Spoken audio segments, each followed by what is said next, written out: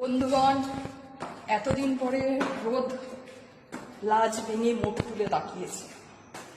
এখন বাজে সকাল 9টা। আমি এখন ছাতা নিয়ে যাচ্ছি ছাদে। চলো দেখাচ্ছি কি কারণে চলেছি আমি ছাদে। এতদিন পরে বলে রোদ্দুর লাজ ভেঙেছি। আর কি ঘরে বসে থাকা যায়? বিশেষ একটি কাজে আমি এখন ছাদে এসেছি। আশা করি সবাই বুঝতে পারছেন কেন ঝাঁটা নিয়ে এসেছি ছাদে। ছাদটা খুলে নিই। আজকে এতদিন পরে একটুখানি রোদের আলো দেখা গেছে আর কি। তবু দেখো কি অবস্থা।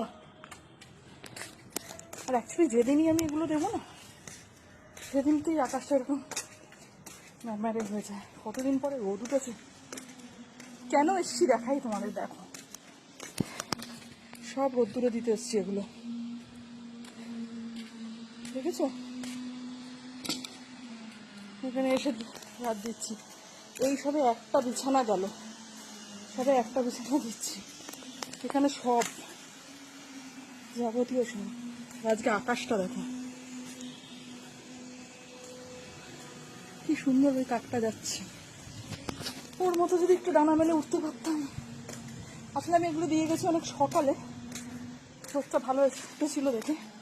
এখন এসছি এগুলোকে একটু দলাই মলাই করবো, মানে একটু ছেড়ে ফিরে দেবো, যাতে ওই কী হয় ওই ছোটো ছোটো পিঁপড়ে গুড়ি গুড়ি পোকামাকড় থাকলে পরে এগুলো চলে যায়। অনেক দিন পর আজকে একটু ছাদে এলাম,